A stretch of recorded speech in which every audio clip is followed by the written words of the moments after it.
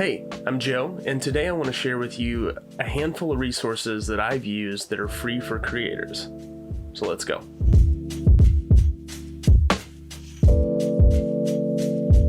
So we've all been there at some point. I'm still there, where you need resources and you don't necessarily have a budget behind the production that you're trying to make. There's a couple ways to go about dealing with a problem like that. You can figure out how to source and create all of these assets for yourself, but a lot of times there's not time. When you're trying to be consistent, you're trying to upload regularly, it's super important to be efficient and keep your process moving forward. So stuff like stock assets come in super handy when you're trying to kind of up the production value without having to invest massive amounts of time. So I wanted to share a few resources that I've used to help speed up my workflow and make my work look a little bit better without me having to necessarily go out and shoot and record all of the things that I'm using for this. So one of the first resources that I found when creating content like this was Pexels.com. So think pixels but spelled with an E instead of an I at the beginning. Pexels has a variety of high quality images and videos that you can use free of charge for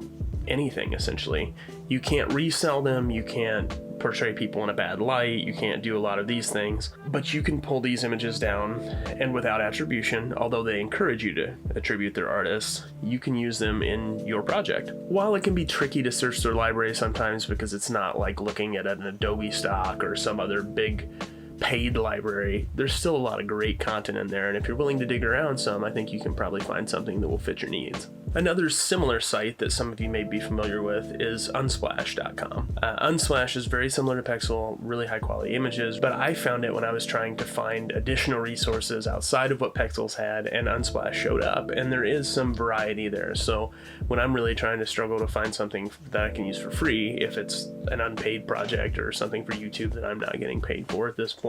So if it's something I can't find within the Pexels library and I want an image or I want some footage, I'll jump over here sometimes and take a look. And a lot of times I can find something close between those two libraries.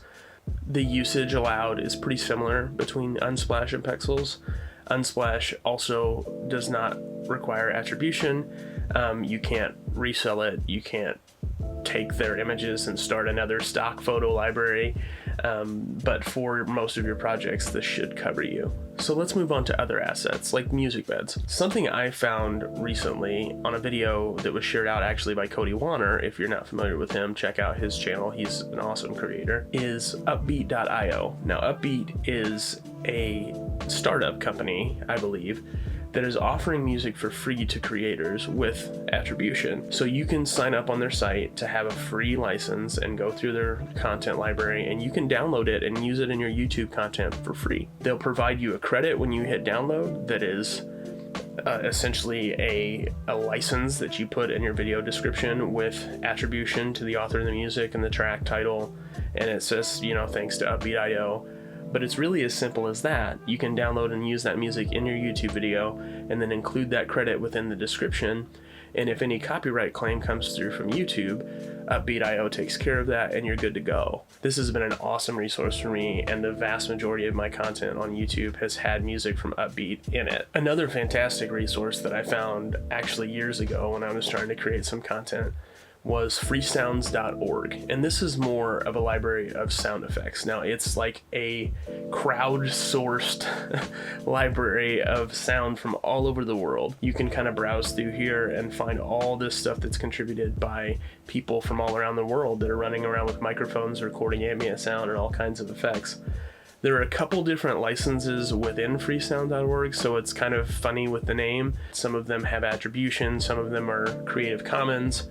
The one that I use the most often, if I am trying to stay in that free category, is one that has a Creative Commons license that you can just pull down, use for whatever you want. You don't necessarily have to give attribution, and there's a lot of really great content in there. And you'll have to dig through sometimes to find exactly the sound you're listening for, but more often than not, I can dig up sound effects that'll work perfect in my project. Another resource that you may or may not be aware of is the actual YouTube sound library. Underneath the studio platform that YouTube provides for all of its creators that have channels, there is a tab with audio, and if you go under there, you can find all of these music beds that are available to YouTube creators through their audio library.